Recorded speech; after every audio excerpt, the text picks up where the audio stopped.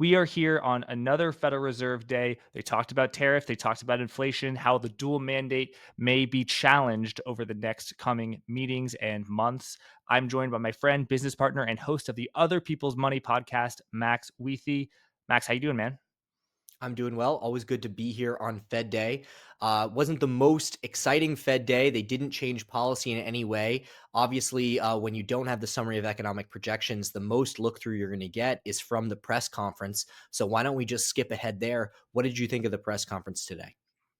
Max, you said it wasn't very exciting. I think from a conventional view, you're definitely right. I think the one argument you could make that it was exciting is to someone who they've listened to a lot of music, they hear all the notes. Their favorite notes are the silent ones that the people don't play. That is the way I think it was Powell's sort of meditating and basically repeating three words: wait and see, wait and see. The Federal Reserve did not cut interest rates, and they were quite demure on whether they were to cut the upcoming meetings. The market interpreted it as is somewhat less likely to cut. So the market was pricing in a 30% chance of cutting at the June meeting. Now it's, as we record, quote unquote, only a 20% a cut. The stock market was wavering and reacting not very excitedly in either direction, but it has so far turned up. There are a lot of things about the data that I think we should get into. And first, Max, the fact that as you know people have as people on this program have been saying, the Federal Reserve faces a conundrum because tariffs, they are bad for real growth. So they either increase inflation more than the nominal growth will go up, or they decrease nominal growth more than inflation will go down. So inflation adjusted GDP is likely going to be challenged. And if inflation is going to be high, the Federal Reserve should be hawkish and keep rates high. But if there's going to be a recession and growth is going to go down, they obviously should cut rates. So those two tensions are going to are in at play, and the dual mandate of the maximum employment and stable prices is going to be challenged because the Federal Reserve, and the statement, and then Fed Chair Powell repeated that they see an increased chance of higher inflation and higher unemployment. So which way do they go? That's the question. Well, they said an increased chance as well. So that was one of the key things is that they're not seeing any of this in the data yet. They're astutely watching these things, but they haven't seen any of it in the data. Some people would argue, well, what data are you looking at? So it might be interesting to say, what is the data that the Fed is focused on that they're not seeing these things pop up in? And then what are maybe the faster moving data sources, and then there's the soft data as well that they don't value as much, and that's something that Powell actually said. So hard data are things like investment, spending, unemployment, hiring, firing, things that you actually can point to and say this happened by this amount, and that is going to impact things that people really drive an economy. Then there are real-time indicators such as shipping volumes that is real and is likely going to give an indication, but it's just not it's not you can't really grab it and say this is the data that we're going to put into our machine and ultimately get some policy out of it. And but then there's the soft data. So the soft data has been absolutely abysmal. I mean, any real survey, consumer survey of producers, of factories, reporting very negative levels, high inflation outlooks, at least in the short term. Indications of letting people go, indications of lower spending and the like, concern, just very, very negative things. But I think Fed Powell has been burned, or I guess the economic community has been burned because in 2022, all of these very negative signs appeared, and yet there was no recession. People at the time actually thought there was a recession because of two consecutive quarters of negative real GDP in Q1 and Q2.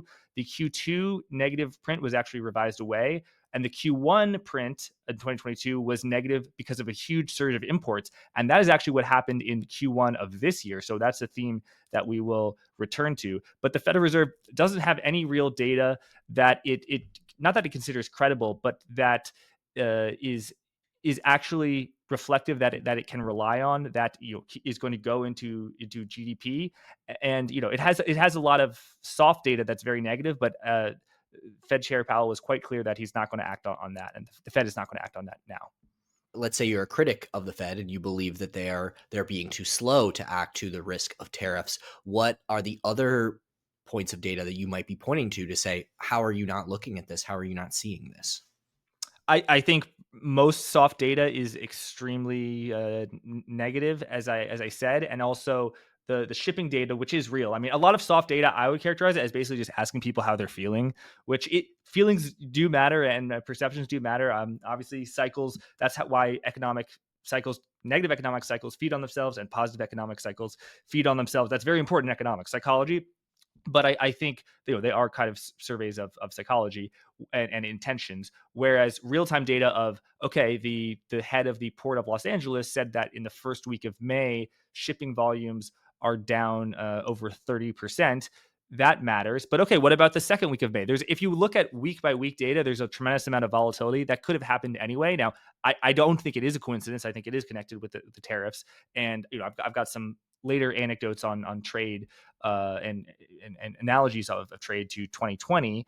But that's it's quite unclear. That could just be a blip. And Powell said we're watching it, but it's not really going to factor into our analysis. Okay. Now, we had dueling press conferences somewhat. The president spoke from the Oval Office, was asked about whether he would lower tariffs to get China to the negotiating table, perhaps in a moment of brevity, which he is not known for, or in a moment of making sure he was not misquoted. He gave a one-word answer: no.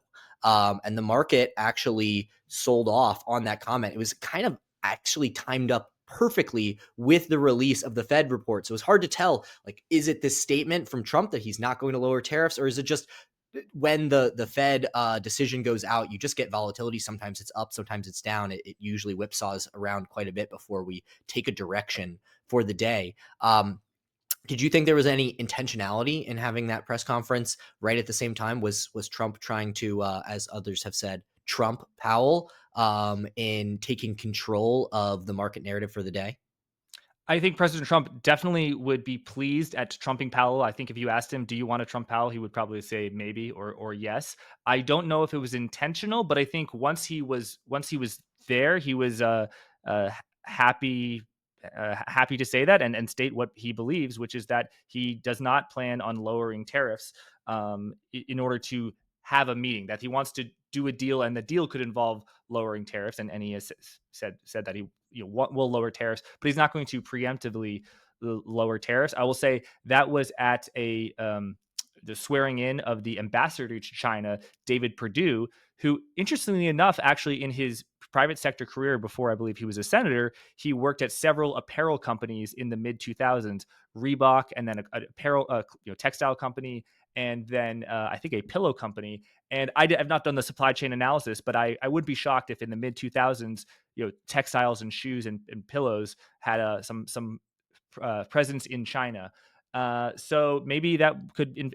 I've not familiarized myself with David Perdue's views, but really, I think it is the president who is going to be leading on this, and I think that it's not a conflict, but is struck a different note. President Trump's no. Again, you can't misquote it. He said one word, no.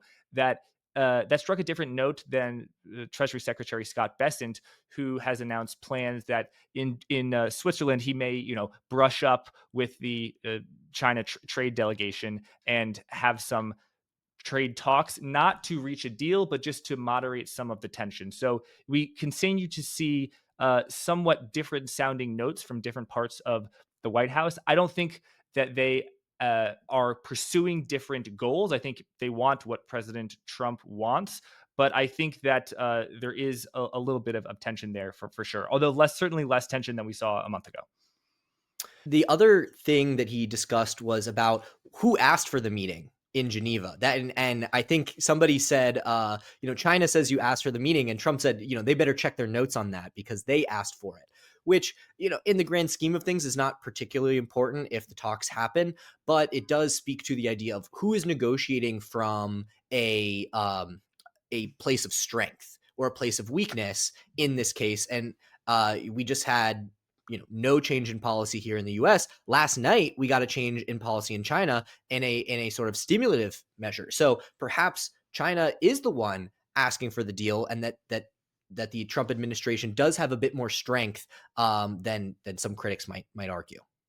Yeah, so in the United States, the Federal Reserve, the central bank, is independent from the fiscal. I mean, I think President Trump meets with Treasury Secretary either every Friday or every other Friday, but the Federal Reserve fulfills its own mission. In China, that is totally not the case. The People's Bank of China, not only is it junior to the Communist Party and the Politburo, but there are, I think, several other parts of the Chinese government that no one in America has really even heard of, except for specialists, that are also senior to the PBOC. So it's like literally close to the middle of the bottom, I'd say, in terms of reporting and power. But they do have a lot of power in the Chinese financial system. They are the Chinese central bank, after all. So let's go through several things. So they lowered several different interest rates, and they also lowered reserve requirements, and they announced various special financing facilities. So they lowered the reserve ratio by 50 basis points, which they said will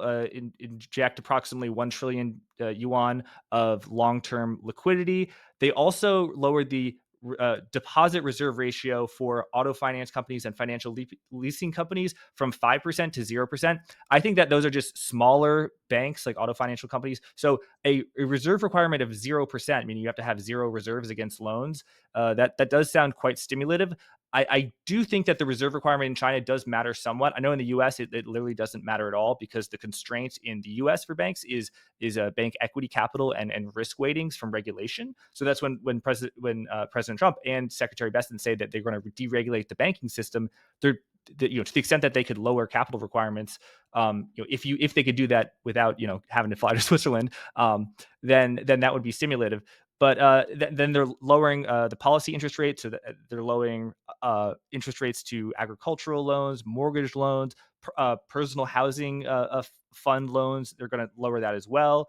They're going to have a lending quota for scientific and technological loans, and then various other policies. So they announced 10 different things, some of which I'm sure will have a small or limited or maybe even almost no effect. But I think as a cohesive force, definitely some significant monetary stimulus from China, not fiscal stimulus, but monetary stimulus from China. Interesting to see actually that US markets were up and the Chinese stock market was down today. So you had somewhat positive news for China. The Chinese stock market declined, and you had somewhat negative news and the U.S. for the U.S. and the U.S. stock market went up. Powell saying no, he's not going to lower tariffs, and then also the somewhat hawkish Federal Reserve meeting. So you would characterize it as a hawkish meeting? Max, you pointed out before we recorded this that the market weared up, and therefore the market didn't interpret it as that hawkish. And I think you're right, and you got to go with the market in this one. I think I had read the Fed number two, Christopher Waller's speech, and he seemed quite dovish to me. So I assumed that the Powell would be a little bit more dovish. And again, he didn't say anything that were outright hawkish. To the extent that he was hawkish, it was what he didn't say. He didn't say we stand ready to support financial markets. He didn't say that he's more concerned about a slowdown than inflation. He's definitely keeping all options open. So to me, it was slightly hawkish and more hawkish than my expectation. But the stock market clearly said no, and that leads to a point I know you've been thinking about, Max, which is just the somewhat dissonance between the news flow and the price action in the stock market. Well, I wouldn't say it's like dissonance. It's just the rapidity of it dissipating out. So you get Trump saying like, "No, I'm not going to lower tariffs." The market seemed to sell off on that, and here we are right back. It just comes right back up. Maybe the market was hoping for a little bit of dovishness, and if that was the case, didn't seem to matter. And we went right back up. I just feel like when these negative news bombs are coming out, the market reacts, it goes down a little bit, and then we just snap back so quickly. Whereas on the other side, when positive things come out, it tends to be it tends to stick. And so I don't know whether that means it's all behind us. It's all been priced in. I've been calling it sort of like a hope premium. Like the market is trading at a hope premium, whether it's that monetary policy is going to be supportive, whether it's that trade policy is going to be moderated, or the third thing, which is that it's all going to work out. Maybe trade policy won't be moderated, but it's not going to harm the economy nearly as much as people say of those options. And that's why, much like if you're expecting a move from the Federal Reserve, it's going to have to show up in the data. I think that's true of market moving data too. You're going to really need to see hard data come in that says, this is hurting companies before the market starts to sell off because it doesn't seem to care. I couldn't agree more, Max. I feel like a significantly negative news item will drag the market down about 80 basis points in the pre-market, but the stock market will end up green. So I think the vast majority of days in over the past 3 weeks have been positive. Positive days, even if they started out the market decline, it just really seems like the market wants to go up, and I have been paying attention to that on a technical level. I'm not a technical analyst at all, but I feel like if you're paying attention to this market, you can't help but observe that the market kind of wants to go up, and so that is something that's definitely at attention with my fundamental thesis. I've been quite vocal on my show, and when you and I do these shows, and so have you, that I'm quite pessimistic on markets and the economy if these tariffs remain at these levels. But I have to be paying attention and be humble and say the stock market is somewhat telling me a different point of view. But if viewers are wondering if I've let go of all of my puts, the answer is no. But I am eating my more than one slice of humble pie because the stock market has absolutely just ripped. In the face of the bears and in the face of me over the past month. I think the low was April 8th or April 9th, and the market has absolutely just been ripping from there. And to me, it is ripping more than it quote unquote deserves. But I think that you got to listen to what the market's telling you. Some of those negative bombs were coming from somebody we're not hearing from. You know a name we haven't heard in a couple of weeks? Howard Lutnick. Haven't heard that name at all. Some of those negative news sound bites that were driving the market down lower are not coming out. I don't know if he's been muzzled or he's changed his views or what, but there certainly haven't been as many negative sort of news bombs also. To me, my view is that every day that goes by where these tariffs on China are very high, that is further going to disturb global trade. And the consequences of that are not in the short term not going to be all negative. For example, it could cause imports to collapse, which actually could cause GDP to go up in the same way that we saw as GDP to go down because there was so much tariff front running in Q1. We'll get to that in a second, but no, yeah. So I'd say I just want to acknowledge that the market has been moving against my fundamental view. I haven't been fully convinced that I'm wrong yet, though, and but yeah, I just want to acknowledge that definitely yeah, this is not what I expected for sure. And if it's appropriate to victory lap when you're right, which maybe it isn't, but if that's what I did, then I definitely got to take my lumps and publicly acknowledge when I'm wrong. So yeah. Jack, you talked about how you think every day trade is going to be affected. Let's get into that. So I know you took a look at some of the shipping data in preparation for this as well. We talked a little bit about how imports were affecting GDP. You can pick which one you want to start with.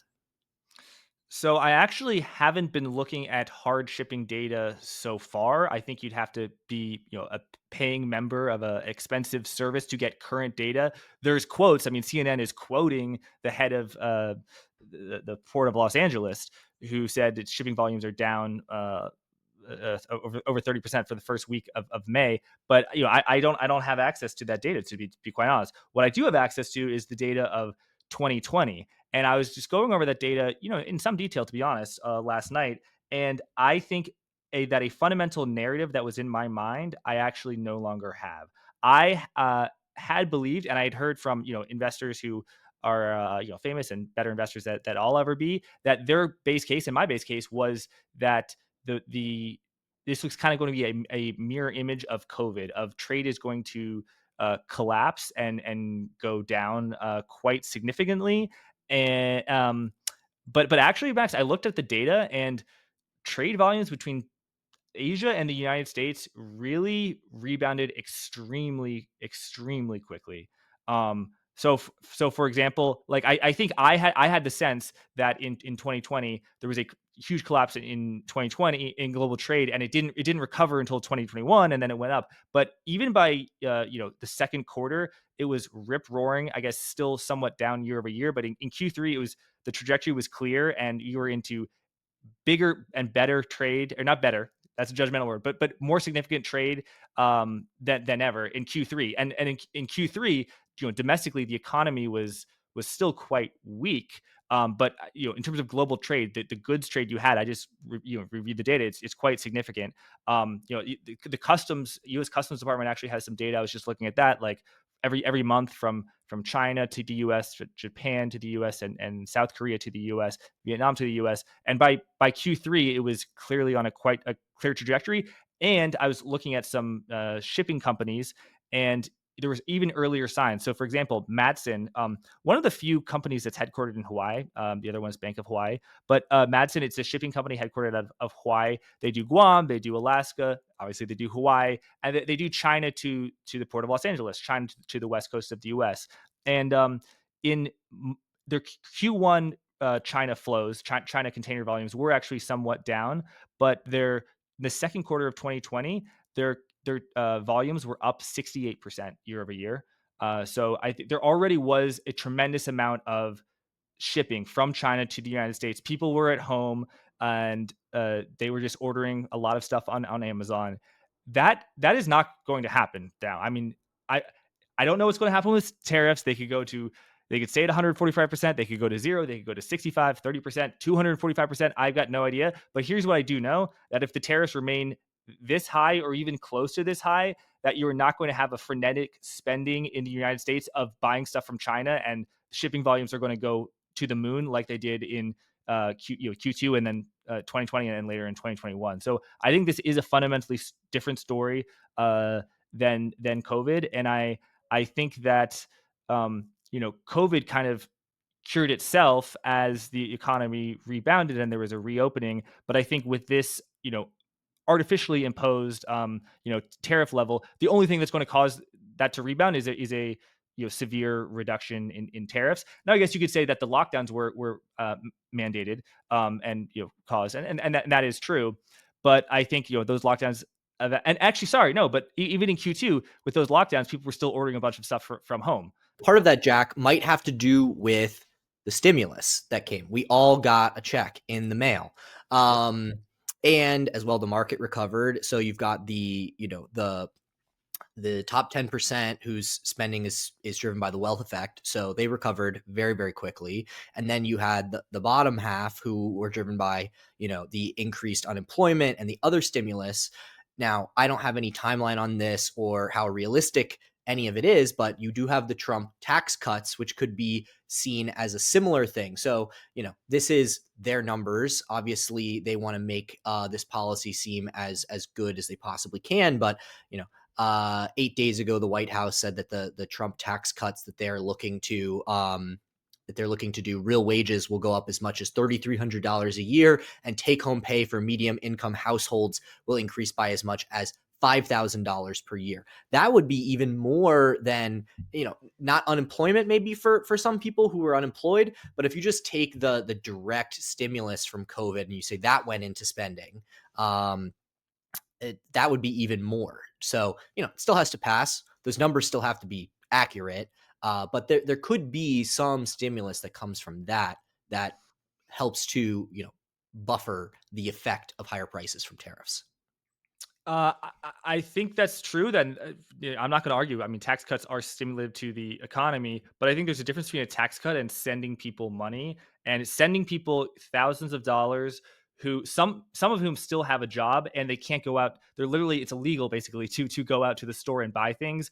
Like, it's almost a guarantee that you're going to buy a lot of stuff from Amazon, and then it's going to be shipped over from China. So I think receiving a check in the mail, as so many people did in 2020, is a little bit different than a tax cut psychologically. Even if in looking at the payments, it kind of is similar. Okay, but Max, so that was Madsen. All right, now let's talk about. And by the way, Max, when I talk about Madsen, I'm not just talking about the price was up 68%.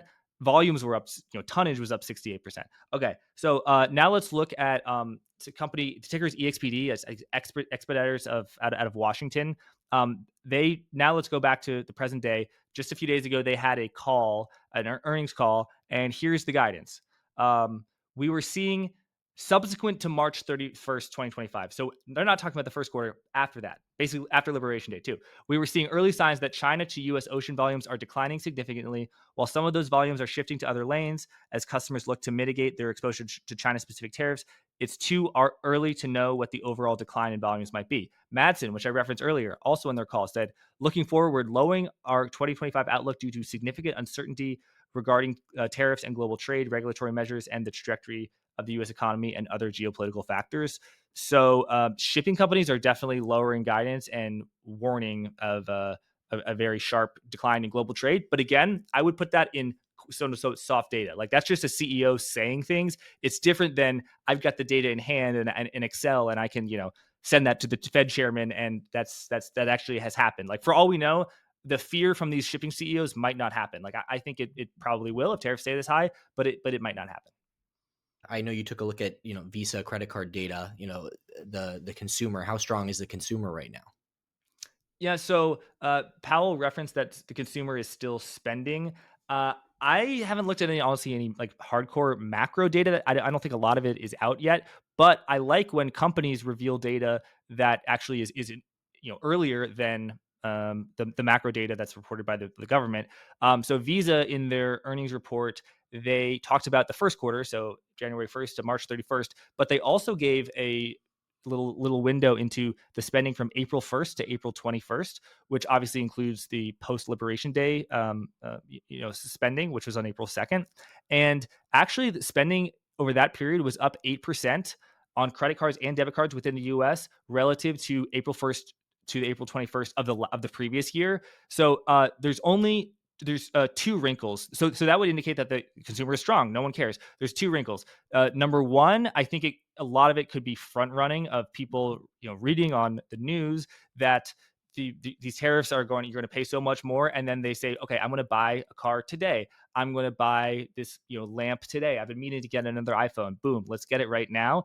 That, I think, is probably happening. Another thing, just in the data, is that Easter this year was April 20th, whereas in the previous year it was on March 29th. So you're comparing a period of time, April 1st to April 21st, with a previous period that doesn't have Easter, and spending in Easter is somewhat elevated. I don't know how much, but yeah, I mean, that's a piece of hard data that's preceding any macro data that indicates that there's a lot of spending. But I think that a lot of that is front running. There was a big market moving event that happened earlier in the day, which, if you weren't paying attention, you might have missed. And it moved the stock of Google and a little bit moved the stock of Apple, which, given their massive weights in the index, can move the entire market. So Apple came out and they announced that they are looking at putting in an AI search directly into their browser instead of sending people through to Google. I know Apple searches are a huge amount of Google searches, and the market did not like that. I think Google sold off about 7% where it ended the day. I can't really say, but on that piece of news, it moved. Jack, can you speak to me a little bit about how big a deal that would be for Apple to enter the search game via AI?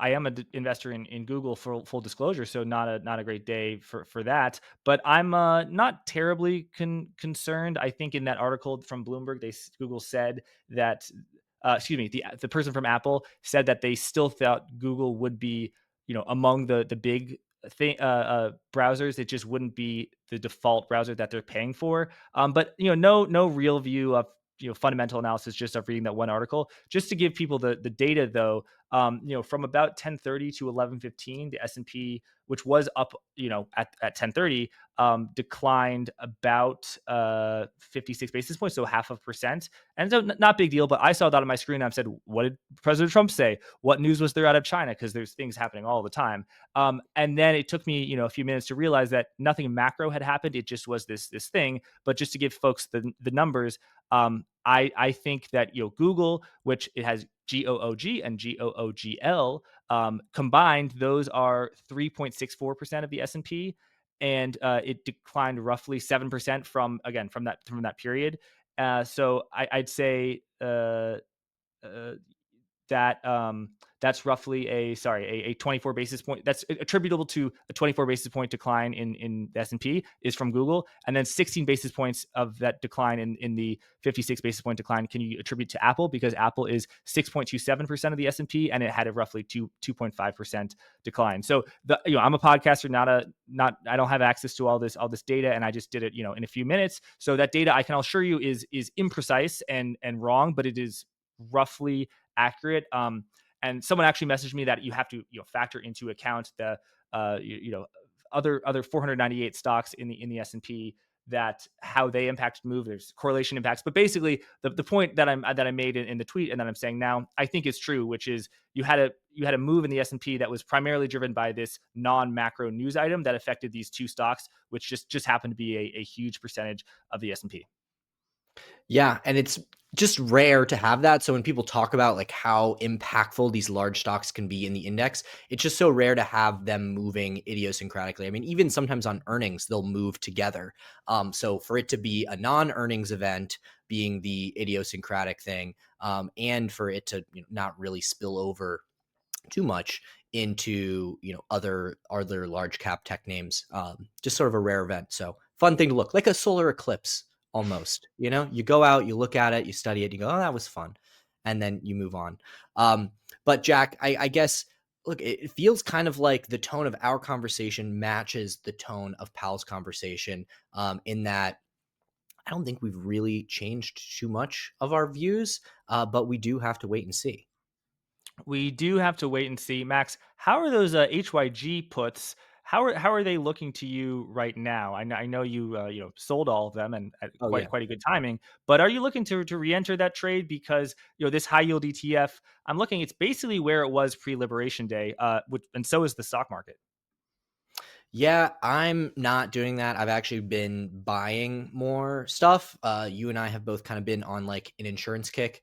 I love Progressive. I think it's like one of the highest Sharpe ratio stocks ever. Just like goes up. It has nice, it often has green days on days when the market is red, like a true like super red day. Like, nothing is immune, but if you're down 50 basis points in the S&P, it's not unusual to see Progressive going up. So that's just like one stock that's large enough that I would talk about. So that's really what I have been doing. I think when we first, had one of these after Liberation Day, and I said, I really don't have a view on equities. I kind of just think like the bond move is overdone. Like that for me, for my, inverse victory lap, that has not worked.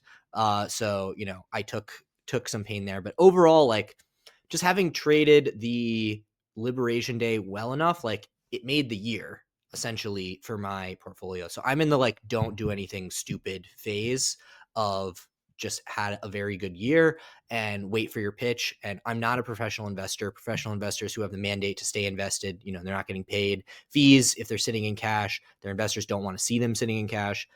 People often talk about like what are the advantages that a retail investor might have over a professional investor, and the ability to do nothing is perhaps, I think, like the biggest and most valuable advantage that you have. So I'm very much in the do nothing stage, and looking at, and like most insurance companies are not really going to be affected by tariffs. Like it's a service, so it's not to say that they're tariff proof or there won't be things that come through, but even if it's inflationary, like, and the cost of, let's say you're an auto insurer and the cost of auto parts goes up, or there are disruptions to the auto parts supply chain, like that all gets passed on to the consumer, or to the to the person who's buying the insurance eventually. It takes time and it can be lumpy, but these companies are oftentimes like hundreds of years old. Like they've figured these things out. Probably some of the only companies have been around since the uh,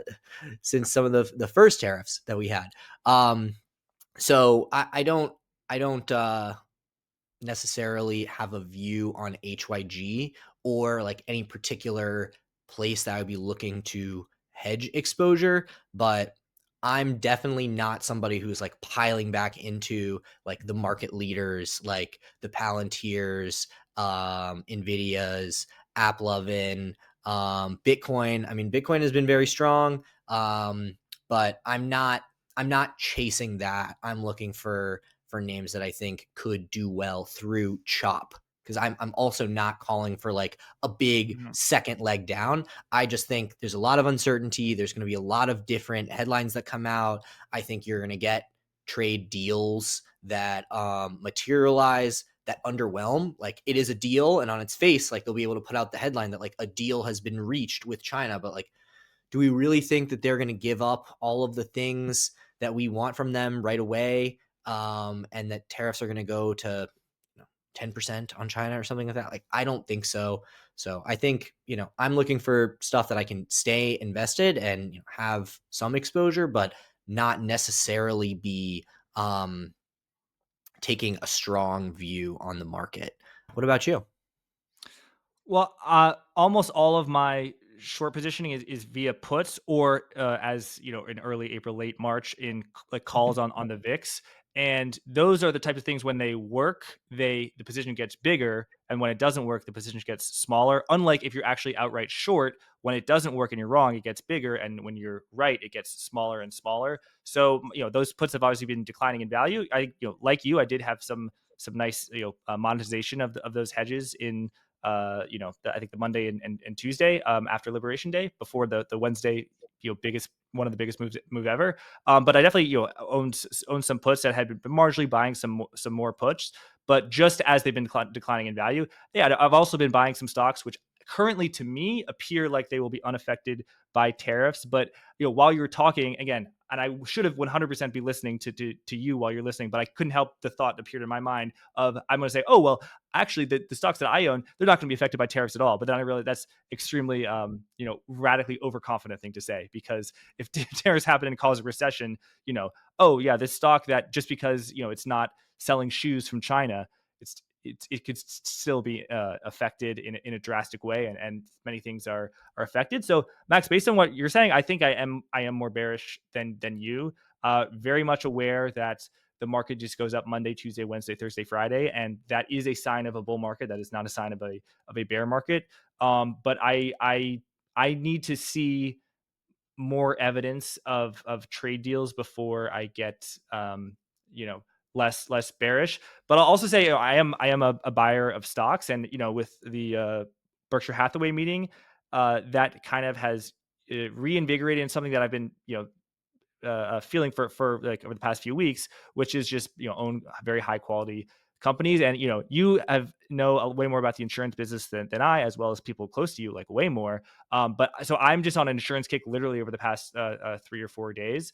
But yeah, I agree that insurance companies are unlikely to be affected in a fundamental way by tariffs. Although yeah, if inflation goes up, I guess temporarily like losses will combined loss ratio could go up, but then ultimately they're going to reprice that. So ultimately, insurance companies are not hurt and may even benefit from inflation, but in the short term, it may hurt. But yeah, I mean, I think I don't know. I gotta look at some of these HYG puts. I also, Max, I'll say so. Like I've also had a big year, not only because of the monetization of hedges that worked out in early April, but also of like being very long China. But so Max, I think you and I are both in a position of strength. But doesn't that matter? Like we don't need to save our excellent performance so that if we're flat, we're still up 30% over the year. Like if there's an opportunity to be long HYG puts that you think is good, then you should do that. You should pursue the profit. It sounds like you don't think there's an opportunity, and that's a valid argument. But I would push back against this thing of like, oh, I've had a good year. Yeah, but we just like you pay taxes that way. You like we think that way. Like that's the scorecard, and you talk to professionals and you talk to amateurs too, and the psychology of trading like affects your decisions, and the ability to be like zen and happy with your year and not do stupid things. That's a valuable place. Like, it's very rare. Like, it's so hard to beat the market. Like, you're kind of always like scratching and clawing and trying to get ahead. And like, so sometimes in the rare instances where you've just like absolutely like trounced it and you have a time to take, I just went to the beach. I didn't think about my portfolio. This is the first time you and I are working together. You're my boss, I'm your boss. I didn't have my boss texting me or emailing me or anything like that. Wasn't worried about what was happening in my portfolio. Like, it's kind of nice. So I do think, as much as like, yes, that is true, but on a lifestyle perspective, I tend to disagree. That totally makes sense. I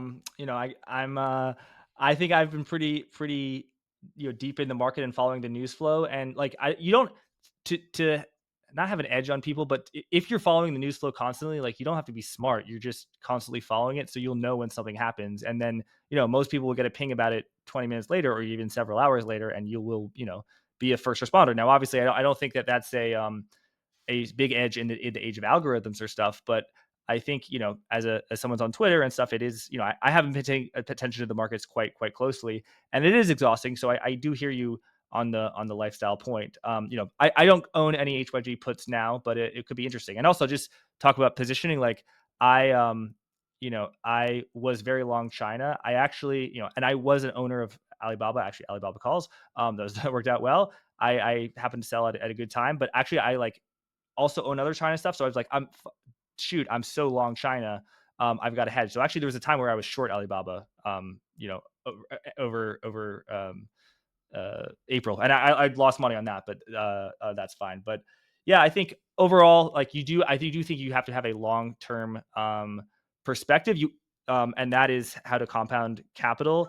I think it's fun to trade, and when you trade and are right, and you sized it well and position it well, like, it can be very very good. But Exhilarating. I think exhilarating. But I think that they are two different things, and the disaster is when you invest, but then it turns into a trade, or you trade and then it turns to invest. You've got to know what you're doing and kind of psychologically separate those two things. So yeah, just to summarize, not to talk too much about myself, but yeah, I still short term am bearish, but I think if there's substantial deals, and if my outlook has changed based on my fundamental analysis, I would be happy to get into the S&P at 6,000. And even though I was bearish on it at 5,000, and that's something Stan Druckenmiller has talked about how you have to be able to get into stocks that you sold at a higher level.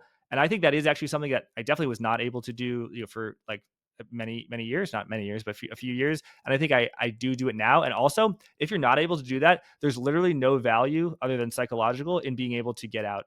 Because if you get out and then the stocks crash, ultimately it will go higher unless it's a single stock that's going to go to zero.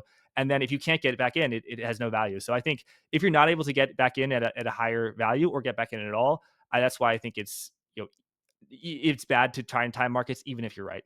I would tend to agree, but also, you and I have talked about this, that like there's sort of, whether we're in the media or we're journalists or whatever, there's kind of two, like when we both came in, like we worked with some journalists who are like, oh, I don't trade at all because it's part of my like journalistic integrity that I shouldn't know, or I shouldn't have a position in the things that I'm covering. And there is some like truth to that, like especially if you're covering like corporate M&A, like I can imagine, I could certainly see a case to be made. But also, like for us, like I'm interviewing fund managers, and you're interviewing people who are coming on giving a view on markets.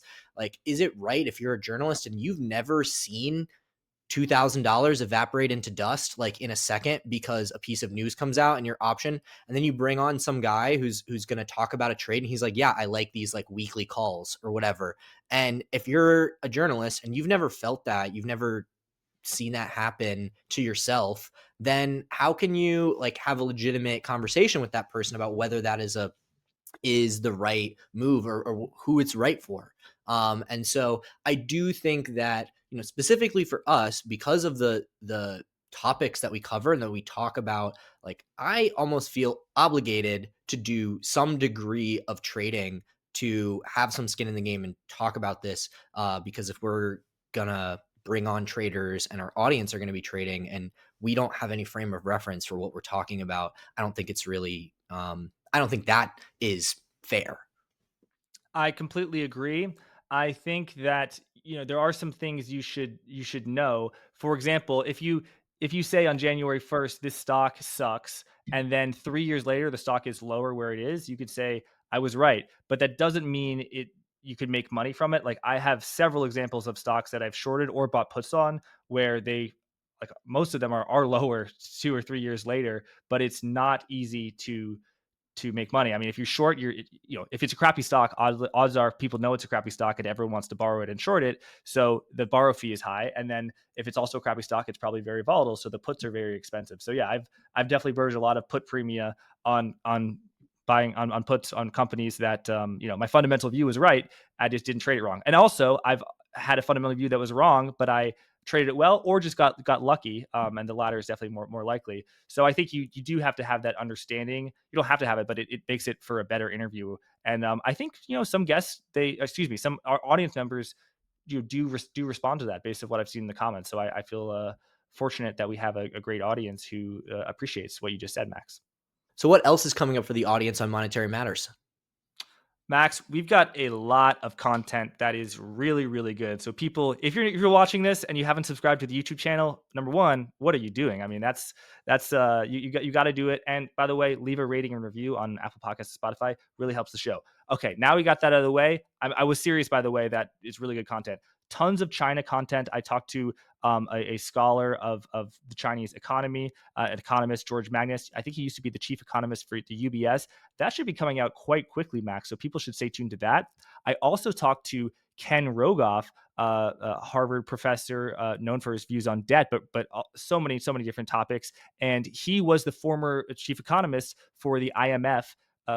During 2001 and 2003. And Max, the imbalances that President Trump is attempting to address really were built up in that early 2000 period. And Rogoff was talking to officials and was an official at the highest level. I mean, there's stories, for example, that he wrote in his book about how he was talking to the head of China and he was able to bring his son and his daughter in. And his son and daughter were in a meeting with him in China when Rogoff was talking to the head of China about all of these macroeconomic imbalances, about the trade deficit, about the capital surplus, and the like, that now is affecting what's going on in the markets over 20 years later. And his children actually fell asleep in the meeting in front of the head of China. So it's a very, very special interview, and so that should be going out this weekend, and a lot of other stuff up my sleeve, something on private credit that I'm really excited about that I don't feel, I'll be able to reveal my cards, but that will come out later in May. What about you, Max? We did just do an episode last week where we went through hedge fund returns over Q1 and looked at April a little bit. We got decent reviews on that. So that was the first time we really did that, sort of this style of conversation, but more of the other people's money angle towards it. So for those of you who haven't listened to it, give it a listen. If you liked it and you did listen to it, just know that we are going to try and do that on a quarterly basis. Maybe we'll do monthly, but if there's a big piece of news out there or markets are moving fast, but it's just kind of hard to get a hold of the narratives at anything really more than the quarterly level, and that's generally what people are reporting their quarterly letters on. So we are going to bring that one back. Jack, before we let everybody go, what else is on your mind? Do you have any closing thoughts? Yeah, just we've hinted at it earlier, but just the huge front running of tariff, not of just people going to the store and buying things, but of those stores importing from the rest of the world, that had a very negative impact on GDP. So, the negative 0.3% GDP that came out for the first quarter as an estimate, the Republican and the President Trump people who say that number was distorted, I have to say, I think that's completely right. The net exports is a part of GDP. So when the country imports a ton, it actually drags from GDP. So I think that was an artificially low reading in GDP, and I think you might have some artificially high readings in GDP once imports go down. President Trump in the third quarter might say, "Hey, tariffs are working. Look how high GDP is, or look how much better GDP is because of tariffs." But that also will be an artificially high reading. And then the final thing is private domestic final purchases, the PDFP that Powell referenced. That excludes a lot of things that Powell thinks are not super indicative, but I think it does include private investment and the large amounts of investments that is going on in the United States or have been announced from the Trump administration and from private companies at the behest of the Trump administration because of tariffs. President Trump has said it's in the several trillions of 7 trillion, 8 trillion. I think that the actual number ultimately will be that high. No, but I think it is significant. I think it will take a while, but that also could boost PDFP. So that will be something to watch. But Max, we will leave it there. Thanks for joining us. Thanks everyone for watching. Remember to like, subscribe, and leave a rating. Until next time. Thanks, Jack. Thank you. Just close the door.